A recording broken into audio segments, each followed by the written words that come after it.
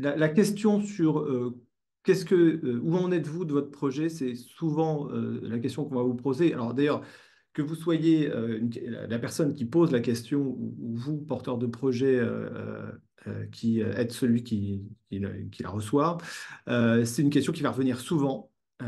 Et dans la complexité du système de santé qu'on a en France et la complexité aussi de monter les projets, bah, c'est parfois pas clair de savoir où on en est, qu'est-ce que j'ai fait, qu'est-ce qui reste à faire. Voilà. Et donc, il existe une méthode qui a été éprouvée dans d'autres industries et qui est en train d'être adaptée par une équipe de chercheurs. D'ailleurs, c'est bien abouti et ils seront présents d'ailleurs pendant le Hacking Health Camp et qui, du coup, va permettre, en fait, qui est un vrai outil de pilotage et de suivi, en fait, du projet. Voilà, vraiment, qui peut vraiment vous permettre de savoir où vous en êtes dans une innovation en santé et qui prend le spectre assez large, hein. Quand on parle d'innovation en santé, c'est pas que du logiciel, c'est aussi du hardware, c'est aussi des dispositifs médicaux, c'est tout ça. Et donc, pour en parler aujourd'hui, nous avons l'immense honneur d'accueillir un des chercheurs de cette équipe, et pas des moindres, puisqu'il est professeur à Polytechnique et à l'Université Paris-Est de Créteil. Et donc, merci d'accueillir avec nous Mathias Béjean. Ok, ben j'ai pas beaucoup de temps, je vais pas être trop long pour me présenter, juste pour dire que effectivement j'ai un parcours de recherche dans le domaine de l'innovation depuis quelques années maintenant. J'ai pas toujours travaillé dans la santé, j'ai travaillé dans d'autres secteurs, et c'est ce qui fait que à une époque autour de 2011, hein, j'ai connu les travaux de la NASA. À l'époque, je travaillais avec le CNES, qui est l'Agence spatiale française, j'ai découvert les travaux de la NASA sur cette question de l'organisation des phases qu'on appelle amont, c'est-à-dire avant qu'on passe dans des phases de développement. Et la NASA a rencontré tout un tas de problèmes. Il y avait beaucoup de... Donc, quand je dis la NASA, c'est ce qu'on appelle le JPL, qui est le centre qui va faire de l'accompagnement de projets dès les phases très amont, voilà, pour les aider après à partir, si possible, en projet, à obtenir des financements, par exemple. Et donc, ils avaient en fait des demandes très hétérogènes de porteurs, que ce soit des technologues, soit des scientifiques, qui étaient plus ou moins avancés. Et donc, ils se sont rendus compte qu'ils avaient besoin de créer un langage commun. Et c'est ce langage commun qui s'appelle donc les Concept Maturity Level, pour niveau de maturité de concept, qu'ils ont inventé au début, voilà, des années 2000 et que j'ai découvert en 2011 et qu'on a effectivement cherché après à adapter en France avec un consortium d'acteurs, chercheurs, mais aussi praticiens, hein. Je dirai un peu qui on est à la fin. Je ne vais pas être plus long sur la présentation. Je vais tout de suite partager maintenant mon écran. Voilà, donc ces Concept Maturity Level, donc qui viennent donc de la NASA, et en fait c'est pour la petite histoire, c'est la même équipe qui a inventé les TRL que vous devez connaître, les Technology Readiness Level. Et donc j'ai raconté le côté historique, hein, comment on peut organiser ces phases très amont. Au début c'est vraiment centré sur l'amont. Nous on va voir qu'on a été plus loin et il faudra presque les renommer maintenant parce que on va traiter aussi les phases plus aval. Ça venait de la demande du consortium qui a travaillé là-dessus en France, hein. Par exemple le CEA ou Avisan ou le SNITEM qui était venu à quelques de nos réunions. Et donc voilà, l'idée c'est de vous proposer comment cette approche elle peut vous aider à guider la maturité, la maturation de vos projets d'innovation en santé et donc via une évaluation de cette maturité. Alors, l'idée centrale qui était dans la NASA, mais qui est chez nous aussi, hein, qu'on a repris, c'est cette idée de maturité. Alors, tout bêtement, sur notre site, si vous allez sur dinsanté.com, vous verrez cette très belle illustration. C'est l'idée de se dire que lorsqu'on a une graine de projet ou une plantule de projet, voir qu'on est déjà à la phase où on commence à dire qu'on pourrait faire des petits, donc essaimer en niveau 6 ici, là, plusieurs graines, on cherche à essaimer, et ben, on n'a pas les mêmes besoins en termes de ressources, d'outils, mais aussi peut-être de critères d'évaluation. On n'évalue pas une graine comme on va évaluer la plantule que j'ai nommée, etc.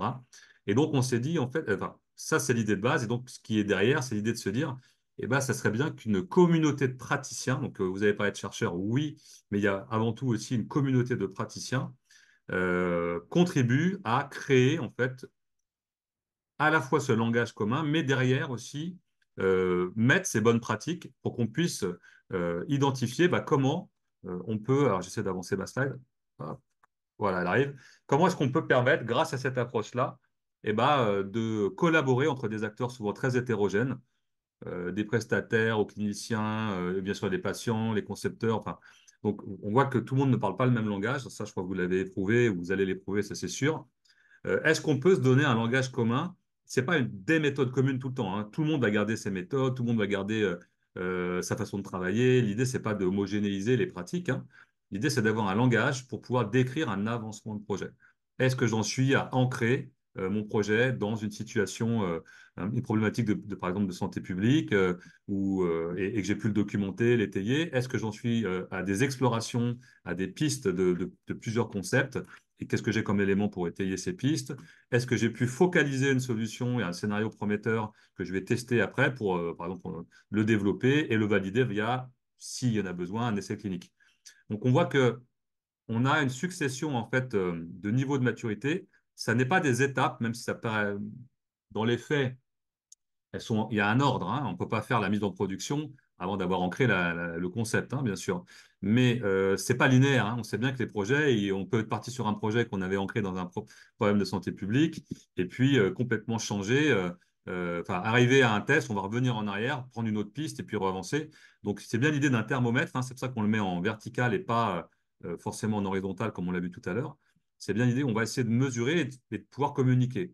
Alors, pourquoi c'est important? Bah parce que voilà, vous avez plein d'acteurs et si on pouvait savoir à quoi on a affaire quand on est par exemple un financeur, je cherche, ils sont où les organismes notifiés. Bon, il nous manque le financeur, mais ils sont quelque part par là, on les a après. Et ben, c'est quand même intéressant de pouvoir comprendre où en est la personne et est-ce qu'elle a bien respecté quelque part des bonnes pratiques, même si ces pratiques restent variées, hein. Pour pouvoir faire ça, parce que là, on est à un niveau vraiment à grosse maille, on a en fait décliné trois grands domaines. Donc là, c'est la même chose que vous voyez, hein, mais cette métrique, en fait, vous voyez, elle a trois pétales, si je peux dire, dans notre plante qui pousse. Elle a un premier pétale qui est souvent sous-estimé dans les projets d'innovation qu'on a pu nous voir, qui est celui de la compréhension des besoins. Quelle est la proposition de valeur initialement? Est-ce qu'on peut bien la formuler? Je sais que ici, je parle en terrain conquis. C'est Sébastien enfin, sensibilise beaucoup à ces questions et de ses équipes, hein. Mais c'est vrai que c'est quelque chose, on voit souvent en fait des projets hypertrophiés dans le domaine technique. Ça veut dire qu'on a été très loin, T1, T3, par exemple T5. On est monté à un niveau on estimerait de maturité 5 si on prenait que la maturité technologique. Mais alors nous, on ne prend pas que ça. Précisément, si la NASA a développé les CML alors qu'ils avaient déjà les TRL, hein, qu'on pourrait laisser dans le domaine technique, par exemple, ici, là, un niveau de TRL à peu près, ça correspond à peu près, hein, 5, eh ben, on pourrait dire que ça suffirait. Mais non, nous, on veut que derrière, il y ait une cohérence avec le niveau de besoin. Donc, quand je dis qu'il y a une hypertrophie technique, c'est qu'on est monté beaucoup à spécifier non seulement le cahier des charges, mais on a peut-être même déjà commencé à tester des prototypes finalisés, alors même qu'en fait, le besoin ou le marché et la compréhension des scénarios, des moteurs, des freins, des conditions d'usage n'est pas comprise, n'est pas étayée. Elle peut être plus ou moins comprise, mais elle n'est pas étayée. Ce qui fait que, par exemple, quand on est arrivé là et qu'on veut lancer une validation en essai clinique, eh ben, on se confronte au fait que dans la vie réelle, les gens ne font pas du tout ce qu'on avait anticipé qu'ils devaient faire. Et donc ça, nous, on a pu l'observer, hein. Ce que je dis là, c'est pas des cas théoriques. Je n'ai pas le temps, là, dans le temps qui m'est imparti, de reprendre des cas. On a beaucoup documenté de cas très concrets où il y a ces problèmes d'hypertrophie tech avec une hypotrophie sur la compréhension des usages et éventuellement même du marché accessible. Donc ça, c'est un premier point. Après, on peut avoir d'autres problématiques. Donc là, j'ai parlé du besoin, de la technologie, hein, on comprend bien comment on progresse dans la compréhension de l'état de l'art aussi. Souvent, on va foncer vers une solution qu'on a sous la main, on veut absolument mettre je sais pas, telle solution d'IA, et en fait, il y a d'autres possibilités, et peut-être qu'un état de l'art, des explorations hein, au niveau du domaine technique, permettrait de mieux comprendre comment on peut apporter de la valeur, un B, hein, différemment, voilà. Et souvent, en fait, on va être bloqué au niveau du 3 ou du 4 là. Et pourquoi? Bah parce que les compétences qu'on a mis au début, ça c'est le domaine programmatique, qui on a dans le projet, comment est constituée l'équipe, quels sont nos partenaires, quels sont voilà, les compétences clés qu'on a autour de la table, ne sont pas forcément toutes réunies. C'est-à-dire que pour pouvoir vraiment aller après sur des scénarios et les déployer, on va être obligé d'aller voir des prestataires, voir des partenaires. Donc il y a une ingénierie de compétences qui a pensé pour pouvoir explorer ces deux domaines-là de manière conjointe. Donc vous voyez, là c'est une image un petit peu chargée, mais pour vous faire comprendre que ces trois domaines, ils coévoluent constamment. Et c'est bien justement l'idée de faire plutôt des petites spirales, si je ne sais pas comment vous vous représentez comme vous voulez, mais en tout cas, c'est pas on fonce dans la technique, puis on verra après le besoin, ou on fonce dans le besoin et on verra après la technique. et on verra les compétences qu'on a besoin d'avoir après. Programmatique, j'ai dit compétences parce que c'est un point très important et qui est facile peut-être à comprendre là, mais ça recouvre aussi d'autres aspects, en particulier dans le domaine de la santé, ce sont les jalons réglementaires. Et ça, cette compréhension des contraintes et des jalons réglementaires, souvent dans certaines équipes, et c'est lié aux compétences, elle est sous-représentée, ce qui peut poser des problèmes pour pouvoir à nouveau dépasser les jalons 3-4, quoi. Enfin, les jalons, les CML 3-4. On va retrouver aussi des questions de financement, de gestion des risques, des choses comme ça. Et puis l'autre point important qui est associé au réglementaire, c'est l'éthique. Cette dimension éthique, dans certains projets, elle est très importante. Et à nouveau, il faut une ingénierie de compétences qui permette de le faire. Donc voilà, ça, j'ai passé un peu de temps pour vous présenter cette méthode. Elle sert donc de langage commun entre plein d'acteurs un peu hétérogènes. Elle vise pas à normaliser toutes les pratiques du tout, hein. Elle se veut volontairement assez générique. Elle ne dit pas que les projets sont linéaires parce qu'on sait bien que ça peut faire des allers-retours tout le temps. Elle dit juste qu'on peut évaluer à un moment donné d'un projet où on est du travail, où est-ce qu'on en est, qu'est-ce qu'on a comme conviction mais étayée, qu'est-ce qu'on a comme connaissance du coup, qu'est-ce qu'on a comme élément de preuve. Et étant donné ces éléments de preuve dans trois domaines différents, pas uniquement la technique, pas uniquement les besoins, mais aussi la programmatique, est-ce qu'on a un niveau à peu près homogène atteint, sachant qu'il y a toujours des projets qui sont un peu plus avancés dans chacun de ces domaines-là. Donc ça, c'est un peu le but, hein, et où est-ce que ça, et j'ai évoqué hein, pourquoi on le fait, c'est pour éviter d'avoir des problèmes, des hiatus entre ces grands domaines. Donc, les cibles principales, bah, je vais aller plus vite là-dessus. Bah, c'est nos porteurs de projets, ça va être donc vous là, et je vais faire un petit focus là-dessus après. Mais c'est aussi les financeurs, parce que par exemple, on s'est rendu compte qu'en faisant une étude, que tout ce qui est fonds d'investissement ou autres, ils rentrent jamais avant les CML3. Ils financent très peu avant. Ils veulent déjà avoir quelque chose d'avancé, ce qui fait que les phases très amont sont souvent un peu difficiles à financer. Donc, nous, ça nous avait amené à flécher, à regarder comment les fondations ou d'autres types d'acteurs comme ça peuvent avoir des rôles un peu nouveaux. On les avait sollicités pour financer ces phases très amont du CML 1 à 3, voire d'autres types de financements à inventer encore, hein. Ça peut intéresser bien sûr les structures d'accompagnement, en particulier là les tiers-lieux d'expérimentation qui ont été lauréats par exemple de l'appel France 2030, mais pas que, hein, d'autres tiers-lieux et d'autres structures d'accompagnement comme des incubateurs ou autres, hein. Et puis des entreprises pour trouver des partenaires. C'est-à-dire que lorsqu'on veut monter des consortiums pour pouvoir porter des projets un peu ambitieux, c'est une approche qui permet de décliner quel type de briques dans les domaines besoins techniques je dois avoir et qui est porteur de ces briques-là ou pas, et donc quel type de partenaire je peux essayer d'aller chercher pour couvrir. Là, on fait des cartographies radar avec les briques qui sont couvertes ou non. Mais ça, je ne vais pas rentrer dans ces scénarios d'usage des CML-là. Je vais me focaliser sur le premier, enfin, le scénario qui peut vous intéresser, et je suis des porteurs de projets. Donc concrètement, à quoi ça sert? Bah, quand on est porteur de projet, je l'ai dit, hein, c'est commencer par les besoins, position de valeur et en ayant un langage partagé. Ça permet au porteur d'un projet de pouvoir expliciter davantage son projet, de le forcer à le faire du moins. Encore une fois, ce n'est pas forcément les CML hein, qui vont le faire, puisque vous allez peut-être prendre une méthode très concrète pour pouvoir je sais pas, représenter votre pitch, hein, mais ça vous incite à le faire. Ça vous permet de vous auto-évaluer avant même d'aller vers des jalons ou des gates d'évaluation. Vous pouvez aussi identifier des axes de travail prioritaires, par exemple en vous rendant compte que sur les aspects besoins, vous êtes moins avancé, sur l'aspect réglementaire aussi. Donc, ça permet d'avoir un programme de travail et en tout cas de recueillir des idées pour progresser. S'entourer des bonnes personnes, ce que j'ai dit, hein, faire un diagnostic sur bah, qui est dans l'équipe et qui est-ce qu'on pourrait ajouter pour compléter un peu euh, cette équipe. J'allais dire ce team, mais je vais arrêter les anglicismes, et puis se faire financer, accompagner en essayant de voir que selon le niveau de maturité, mais il faut avoir des stratégies un peu différentes. Encore une fois, vous allez dire, mais ça, on le sait dans la pratique. Oui, parce qu'en fait, précisément, nous, on est parti des bonnes pratiques. On a questionné, en fait, des dizaines et des dizaines d'acteurs qui sont avec des profils différents, hein, qui sont porteurs, qui sont accompagnateurs, qui sont décideurs, et on leur a demandé qu'est-ce qu'il faut, et on a synthétisé ça dans un langage commun. On a cartographié, par exemple, aussi les méthodes qui permettent de bien avancer entre les différents CML. Donc, c'est bien l'idée de faire remonter des bonnes pratiques hein, et d'avoir ce langage partagé pour fluidifier la compréhension, pour aussi nous former plus efficacement.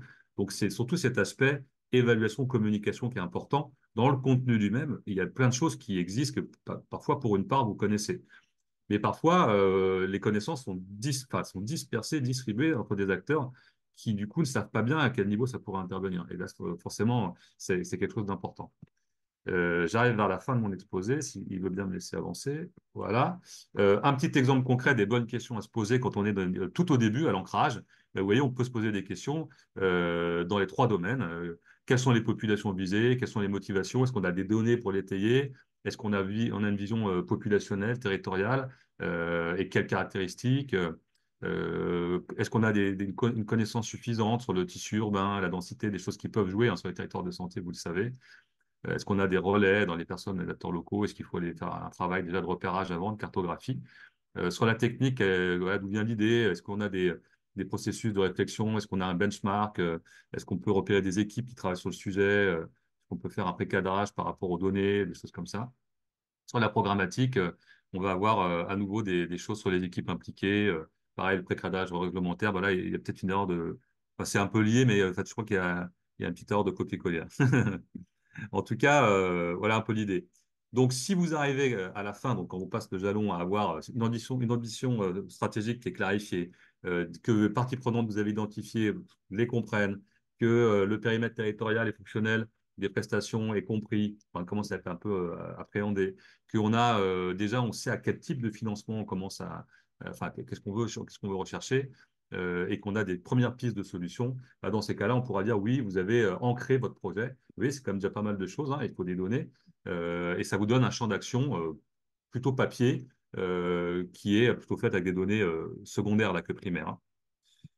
Hein. Après, quand on avance dans le niveau 6, par exemple, où là, on veut aller la valider, donc par exemple, sous forme d'essai clinique, je vois qu'il se fait 15 minutes, je vais bientôt m'arrêter, hein, pas s'inquiéter.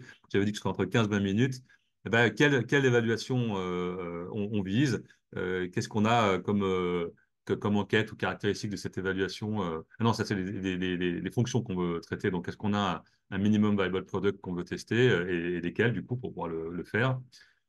Si je vais dans le domaine technique pour avancer, eh ben, on va essayer de s'interroger sur les stratégies de prototypage, commencer à intégrer la question de la protection des données. Et sur la programmatique, ben, à nouveau, il y a là clairement le cadre réglementaire sur les données produites, des premières modélisations financières, c'est-à-dire le business model, hein, par exemple, qu'on veut tester, valider, etc. Donc ça sera acquis si on est capable d'avoir collecté, exploité des données pour produire une analyse, si on a optimisé, pardon, si on a implémenté, validé le business model à un premier niveau, hein, voilà. Est-ce qu'on est capable, est-ce qu'on a pu faire des essais cliniques quand c'était requis? C'est pour valider le niveau 6. Et donc là, lorsqu'il y a eu des essais cliniques, ça permet d'avoir à la fois la validation, par exemple, d'amélioration d'un service médical rendu, par exemple, et d'un modèle financier. Ça, c'est typiquement ce qu'on viserait en sortie, par exemple, d'une expérimentation article 51 pour les avoir suivis. Hein. Le modèle financier est important.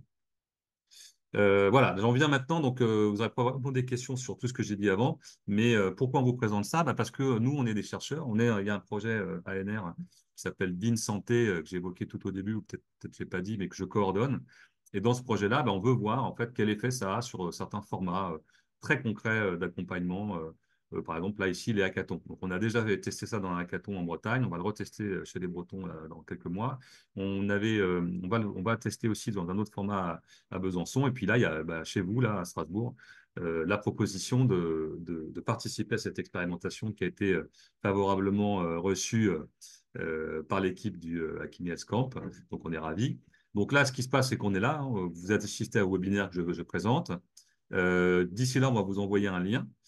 Sur ce lien, en fait, on a développé au sein de l'ANR un petit outil d'IA. Donc, c'est un petit réseau de neurones qui a été nourri et qui permet, lorsque vous répondez à quelques questions bien ciblées qu'on a, nous, voilà, comment dire, dimensionnées, de faire une petite évaluation automatique et de vous dire où vous en êtes selon vos réponses dans un niveau de maturité. Donc, en fait, cette IA, elle va fonctionner et nous, il y a juste une petite tout n'est pas entièrement automatisé. La plupart, oui, mais il y a des petites retouches manuelles pour faire des phrases un peu cohérentes et tout qu'on va vous leur mettre.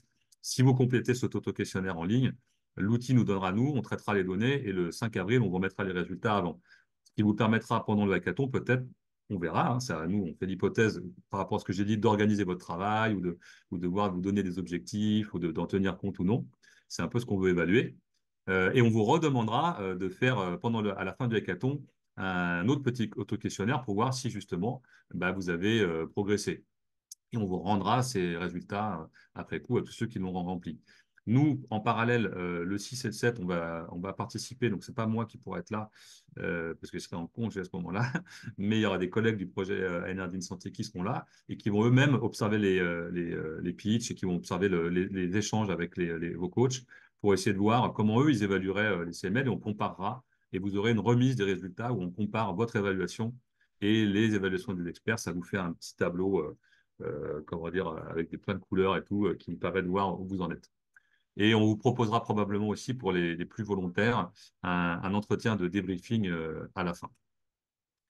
Voilà, donc les membres du consortium, bah, il y a mon labo, l'IRG de l'UPEC donc l'Université Paris-Créteil. Et sinon, on est avec Capgemini, Tech Forest, qui est un réseau des centres d'investigation clinique en innovation technologique de l'INSERM. Il y a le Forum des Big Labs Santé Autonomie et puis d'autres partenaires. Par exemple, Innov Autonomie, voilà, c'est ce partenaire qui a développé l'IA avec une autre petite start-up et puis des gens qui nous aident à tester. Voilà tout. Je me tais, j'ai fait 19 minutes 37 secondes. Merci J'espère. beaucoup, Mathias. Ouais. En tout cas, c'était vraiment pertinent. Alors, moi, j'ai tout de suite une première question. C'est-à-dire que quand on vient au hackathon, on sera dans quel niveau de maturité, d'après toi, à peu près? Et Alors, est-ce qu'on peut passer un niveau de maturité au hackathon? Alors, ce que j'ai pu voir sur les autres, en fait, ça dépend un peu des hackathons, on en a parlé un peu ensemble. Ce que j'ai vu dans les autres hackathons, c'est que souvent, les projets, ils arrivaient à des CML 1-2.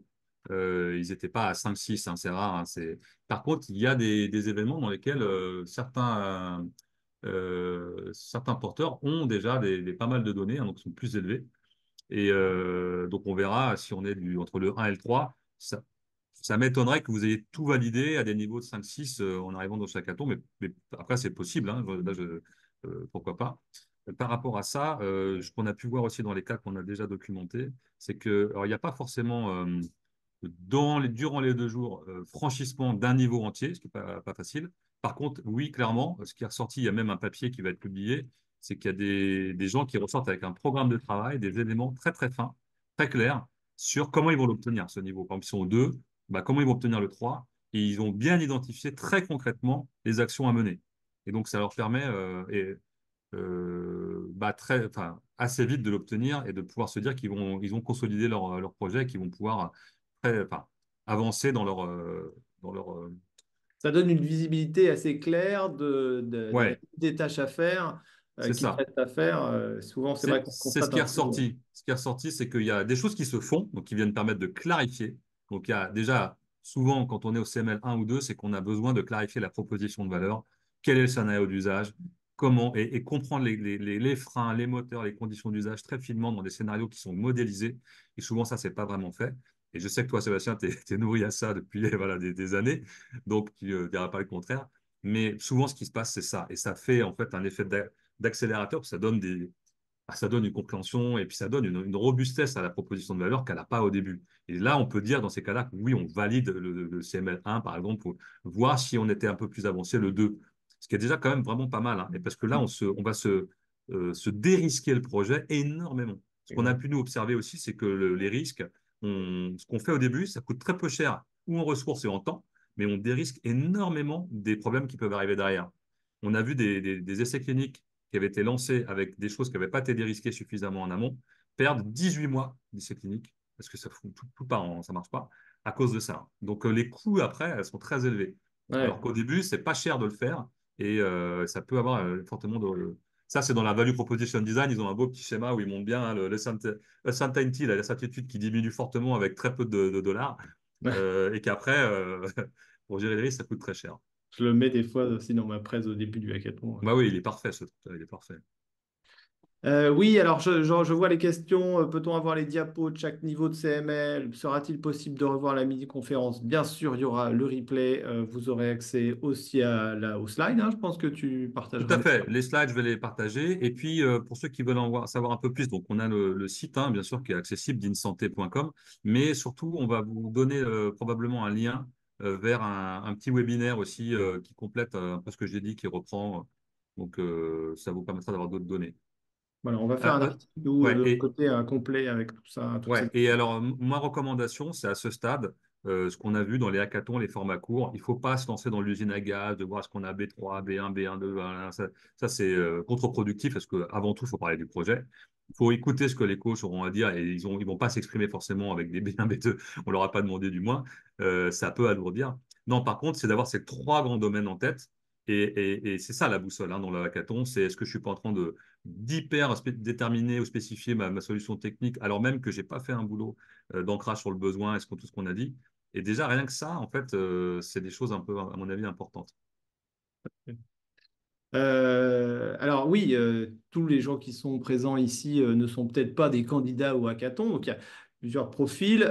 Il y a potentiellement des coachs, il y a Oui, potentiellement c'est des vrai, gens il y qui a ont d'autres gens. participé Ouais, à ouais. d'autres C'est hackathons. vrai, c'est vrai. Et Karine nous demande si l'évaluation sera aussi proposée avant le hackathon breton. Je pense que vous Oui, avez mis en place ce tout à fait. On est processus-là. en train de monter et vous allez voir, normalement, il y a le même outil, le petit réseau de neurones là, qui travaille pour nous, qui sera mobilisé aussi. Ouais. Voilà. Et donc oui, et il n'y a pas que, c'est-à-dire que la méthode sert aussi à des gens qui vont accompagner. Tout à fait. Comme tu disais tout à l'heure aussi, des gens qui vont pouvoir évaluer des projets, donc des financeurs, ou Ouais. si c'est pas encore dans leur culture, mais ça devrait venir assez rapidement. En tout cas, c'est un vrai outil, je le vois pour connaître des fonds d'investissement, que ça peut vraiment les intéresser en termes de tri. Quand tu reçois 15 000 decks par jour, il y a un moment d'avoir un outil, ça peut être très utile pour eux. Et donc, comment tu vois justement l'utilisation de cet outil côté coach, côté Alors, accompagnateur? Alors, ce que je dis toujours, c'est qu'il ne faut pas que ça vienne alourdir ce que les coachs ont à dire, parce que les coachs, ils ont leur expertise, ils ont tout un tas d'éléments, donc ça peut être un moyen. Donc, dans le pendant, on n'est pas encore entièrement, enfin, on a une idée, mais dans le avant et dans le après pour un coach, c'est très intéressant. Par exemple, dans le avant, s'il a accès à des informations sur les entreprises, enfin, les projets, les startups qu'il va coacher, il peut se faire une première, il peut avoir des éléments qu'on lui fournira éventuellement nous d'ailleurs pour voir très vite avoir une cartographie d'où sont les faiblesses ou les forces. Et ça peut lui permettre de se dire lui-même qu'est-ce que je vais, sur quoi je vais pouvoir insister assez rapidement. Ça peut faciliter en fait son analyse. Alors, il peut ne pas être d'accord avec l'analyse aussi, hein, ça, les coachs, ils ont le droit, ils ont leur liberté. Encore une fois, c'est pas, on ne dit pas que c'est une baguette magique, hein, mais ça peut lui donner des éléments. Ça peut fournir aussi pour vous, organisateurs d'un hackathon, une idée de quel coach on met sur quel projet. Ce que vous faites, je crois déjà un peu déjà Justement, ouais. après, ouais, dans le pendant. Et dans le pendant, nous à terme, on est en train de travailler sur des livrables rendus CMLisés, des livrables qui permettent tout bête avec des petits diagrammes, de pouvoir échanger, d'avoir une communication fluide qui ne se supplée pas à ce que quelqu'un pourrait dire, par exemple, s'il utilise la méthode Value Proposition Design ou le Lean Startup ou autre. Ça ne le remplace pas. Simplement, quand il lui dit, ça va te permettre, ça, d'obtenir ton niveau 2, là, ça, tu pourras progresser dans le besoin, par exemple. Donc, ça suffit juste d'avoir un langage un peu commun. Et puis, tu as évoqué tout à l'heure, c'est pas que les hackathons, ça peut être des coachs qui interviennent, par exemple, dans des structures d'accompagnement. Ce qui s'est passé à la NASA, c'est qu'ils ont réorganisé leurs coachs justement en fonction des niveaux de CML. Il y avait des coachs spécialisés sur les CML 1 à 3, ils appellent la Eureka Team. Il y avait d'autres qui étaient plutôt sur de 3, justement, fin de 3 jusqu'à 4-5, qui était la architecture, Rapid Mission Architecturing Team. Donc, c'est des architectes plus, voilà, qui vont aller vers plutôt d'ingénierie concurrente, ingénierie système, et qui vont permettre de pouvoir décrire plus finement les architectures, hein, pour aller vers du projet. Nous, on est en train d'étudier ça avec 3 tiers-lieux d'expérimentation lauréats, hein, Caire Alsace, donc dans l'Est, InLab qui est avec les Bretons, et puis In situ qui est là, qui est à Lille, mais qui est Sylvia Pelayo qui est In situ, elle est dans le projet ANR Centre. Et Ouais, puis hier, on avait une journée de travail avec Bopex et At Hôtel Dieu, qui sont deux autres tiers-lieux. tout à Bopex est fait. aussi un tiers-lieu lauréat, et ils sont tous intéressés pour voir comment ça peut leur donner un langage commun, un peu aussi en interne, entre tiers-lieux, et pour par exemple, se repasser ou collaborer même entre tiers-lieux. Il y a cette idée-là aussi que c'est pas que dans les projets, ça peut être aussi pour voir comment ils peuvent mettre en avant une spécificité dans leur accompagnement et voir redonner des projets à d'autres tiers-lieux lorsqu'ils sentent que l'autre tiers-lieu est mieux positionné, par exemple. Ce qui Tout à fait. favoriserait des logiques collaboratives et pas que compétitives entre ces tiers-lieux, ce qui serait un peu dommage. Oui, ce qui est pas l'idée, hein. Pour rappel, Non, bien sûr, les c'est pas tiers-lieux l'idée. d'expérimentation, c'est un programme du gouvernement pour permettre à des acteurs territoriaux d'offrir la capacité à des porteurs de projets d'innovation en santé spécifiquement, l'accès donc au terrain, hein, et c'était une demande, nous, très forte au hackathon, et j'ai poussé ça au ministère tant que j'ai pu pour que ça arrive enfin, puisque on a eu, depuis le début du Hacking F-Camp, quand même pas mal de projets qu'on fait ça en hacker, hein. C'est-à-dire qu'ils avaient le projet, ils avaient le prototype après le hackathon, puis bah, ils allaient sur le terrain et ils parlaient avec les professionnels de santé en direct. Et ça pose quelques problèmes et juridiques et sécuritaires, et etc., qui sont, voilà, et qui ont créé des conflits, hein, dans certains cas. Je ne nommerai pas, mais Ouais, ouais, ouais. il y en a eu qui ont créé des conflits juridiques, hein. Et donc là, maintenant, on a un cadre autorisé dans lequel on peut faire ça. Et il y en a un en Alsace qui s'appelle CARE Alsace, voilà, tu l'as cité, Voilà, qui c'est donnera ça. d'ailleurs un prix au hackathon. On a validé ça la semaine dernière. Et vous serez, pour ceux qui gagneront ce prix, vous serez accompagnés dans le cadre de ce tiers-lieu d'expérimentation à Strasbourg. Voilà, est-ce que quelqu'un a quand même d'autres questions? Vous pouvez ou lever la main ou écrire dans le chat, et je vous passe la parole. Sinon, on arrive déjà au bout du On est temps, au hein. bout, ouais, déjà, ouais, ouais. Donc, de toute façon, comme je le disais, vous pourrez revoir cette présentation, et puis on va sortir un article avec les infos, et donc le lien vers la présentation aussi du CML que vous avez fait à part, là, qui est très intéressante et qui permet de revoir. Oui. Et puis bien sûr, on vous enverra, en tout cas avant le hackathon, ce fameux questionnaire qui vous permettra de faire des références. Les références Ah, d'activité devraient paraître bientôt. ouais, ça c'est l'équipe, alors, c'est des médecins de la Sofmer là, qui sont en train de le rédiger, ils nous ont associés, mais c'est eux qui portent, il faudrait que je leur demande. Ouais, tout à fait, je pourrais essayer de les obtenir. Je pourrais essayer de les obtenir. Et surtout, c'est on va en refaire un, on va en refaire des articles là-dessus, parce que le but, c'est d'être dans une phase d'expérimentation, donc voilà, collecter des données pour pouvoir voir vraiment qu'est-ce que ça crée comme valeur d'usage réel, concrète. Bon, en tout cas, merci beaucoup, Mathias. Mais Ces de rien. conférences, on va en faire d'autres, hein. Vous allez recevoir juste après la fin de ce Zoom un petit questionnaire de satisfaction, hein. Vous pourrez nous dire d'ailleurs vers quoi vous voulez qu'on s'oriente sur les prochaines conférences, et on va essayer de multiplier ça cette année et aussi J'ai pas pour le mentionné, prochain. parce que je vois qu'il y a William qui est là, qui est un copain là, et qu'on collabore aussi avec Imeuse dans l'Est. Imeuse. Ah oui. Et Imeuse va être un des grands terrains d'expérimentation des CML. Voilà. Et ils vont contribuer beaucoup. J'ai oublié, mais en fait, voilà. Et bien sûr, on vous fera parvenir les liens Ouais. vers les prochaines conférences. Elles ne sont pas encore calées, c'est pour ça que sinon vous les auriez Ouais. déjà vu Ah bah, passer. Et donc, on aura l'information. Voilà, merci beaucoup, Mathias. Et merci à puis, on tous. se dit au hackathon, et remplissez bien votre questionnaire qui vous aidera.